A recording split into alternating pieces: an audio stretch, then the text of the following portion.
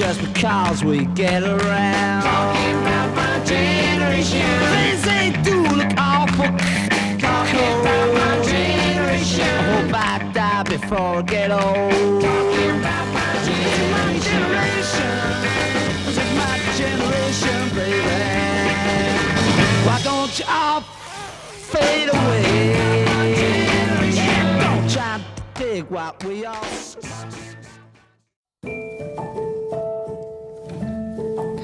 What is The Shape of Voice?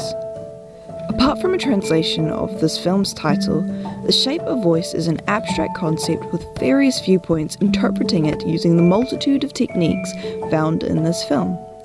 From flower language to parallel scenes, the Who's My Generation to Bach's Invention No. 1 in C major. In this video essay, we'll examine the hypothesis of the shape of voice and how this concept explores communication. Communication in the film is the act of conveying meanings from one entity or group to another through the use of mutually understood signs, symbols, and semiotic rules. This is seen in the form of writing, touch, expression, hand movement, and voice. Furthermore, this shapes our understanding of human nature, aka the shape of voice.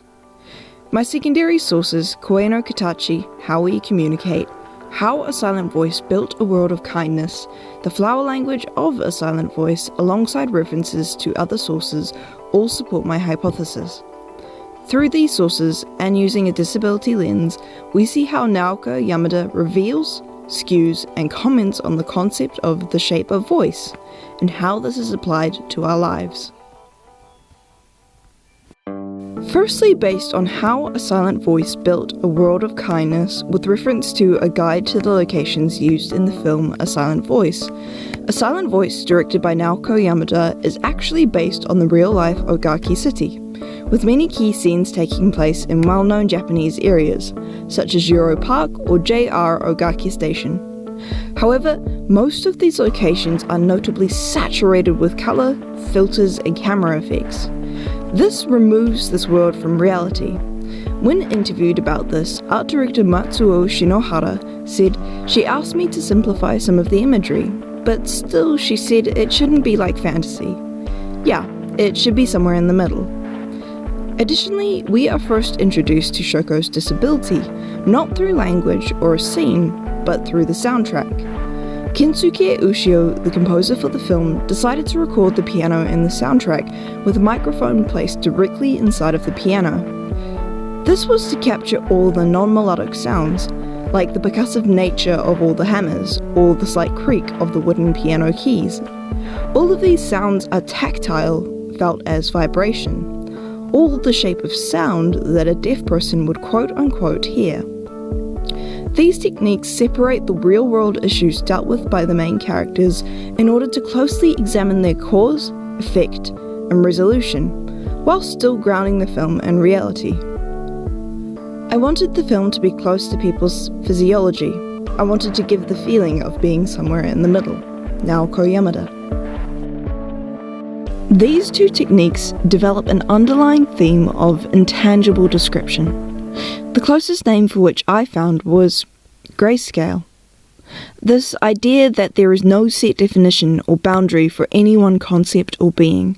Simply put, it's neither black nor white. It's a mix of many, many colours. This lays the foundation for the concept of the shape of voice.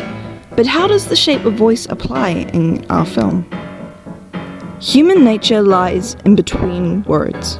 It can be easily misunderstood or taken for granted. To portray this, Naoko Yamada uses parallel scenes throughout the whole film. For example, the fireworks symbolism, both at the beginning and penultimate climax of the film. According to the flower language of A Silent Voice, in Japanese tradition, fireworks exemplify impermanence and transient beauty, a moment in time that will never come again. Using them as a backdrop for both Shoya and Shoko's respective attempted suicides adds an extra layer of brevity, that all of life is ephemeral or fleeting. It can be inferred that it would be a shame if either Shoko or Shoya's lives ended so soon. At the beginning of the film, we do not have this Japanese tradition to explain the meaning of the fireworks or the linking foreshadowing of suicidal ideology between Shoya and Shoko. There are various other examples of parallel scenes, such as shots of people jumping off of ledges, again symbolizing suicide, hands on ears symbolizing communication, and flowers bookending or foreshadowing scenes with different meanings. For example, daisies symbolizing new beginnings when Shoko decides to change, or cyclamen representing resignation when Shoko is bullied by Shoya. Flower language, defined as particular flowers carrying meaning depending on colour, type, and situation, is a deliberate technique used in the film. People who know flower language will be able to interpret each one's message, and that's great. But I made it so that even if you don't know, you can feel something because of that shot's layout or the flower's colour. I'm happy to let that audience have their own interpretation. Naoko Yamada. Alternatively, we see this miscommunication or interpretation turned onto the viewer through the use of sign language, Shoko's deaf accent, and the use of Japanese in written text throughout the film. While the meaning of what is being said can be inferred, it is only an interpretation. A great example of this would be young Shoko and Shoya's fight in the classroom. We do not know why or what Shoko is doing at Shoya's desk. We cannot hear clearly what she is trying to say, but we can clearly see she is fed up with Shoya bullying her, evidenced by the fighting and proven by the next scene when it is announced Shoko has transferred schools. One resource I use suggests that this was done to further encourage the viewer to empathize with Shoko and her disability. I believe it reflects the true nature of relationships. You cannot truly know what the intentions or meaning behind the actions of others are, and so we try our best to infer, interpret, and understand each other. This is a key aspect of the shape of voice. The opposite of this is miscommunication and ignorance. Miscommunication in the film is exemplified by Shoya Ishida's character. As a child, he is the confident class clown who is friends with everyone. His boisterous nature leads him to treat Shoko Nishimiya as a toy, lesser than and an alien to the class. His reasons for which can be found on repeat viewings. He notices Naoka Ueno's grades falling because she's helping Shoko. They're unlikely to win the school's choir competition because of Shoko, and Shoko is treated more favourably in class over others due to her disability, like when reading aloud. This then flips. The bully becomes the bullied. We see the once playful scenes of Shoko being bullied, which were underscored by an upbeat track, then starkly contrasted with parallel scenes, replaced by Shoya as the victim, alongside a more somber track. Shoya slowly loses all forms of communication with the outside world throughout this elementary period, as demonstrated by a string snapping in the scene prior to Shoya walking into school. This scene and the next few following are the culmination of Shoya's inability to communicate. Crosses appear on everyone's faces. He covers his ears and the non-diegetic music fades as a result.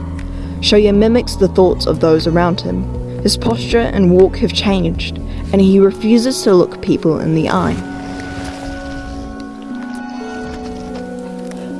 Summarized beautifully in Koe no Katachi, How We Communicate, while the past painfully illustrates how Shoya's failure to communicate with Shoko caused him to lash out, and in turn lose his communication with the world around him, the present is about how he comes to that place of understanding, and opens the world back up.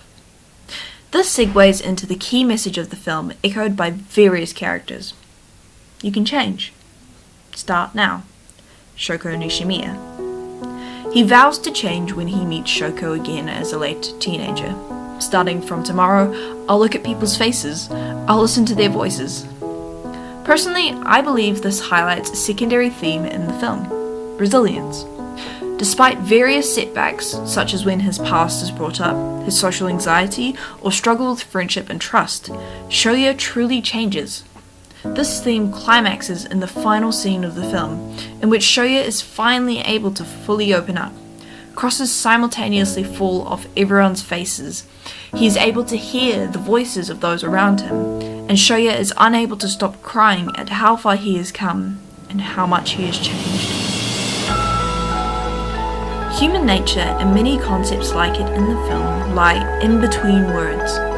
The ability to create deep, complex relationships worth far more than any words. It's about our pursuit of empathy, our attempts to understand each other more than our words can say. Resilience in the face of adversity, changing and developing as a person, understanding and empathizing with others through our struggles. That is the shape of voice. Ultimately, forgiveness, resilience, and change are the main themes of A Silent Voice. The film centers around ugly emotions, but depicts these moments and environments beautifully, striking a delicate balance between the heaviness of these issues and the hope for better. This final quote from Naoko Yamada beautifully sums her approach to this film. I thought this would be a very difficult position to approach positively. When you're unable to think of yourself positively, that also gets in the way of you understanding what others feel. We all have worries and many things that we feel guilt over, so we might lose the courage to love ourselves. Since I also have that melancholic part of myself, I wanted to make a film that ultimately said, "It'll be okay."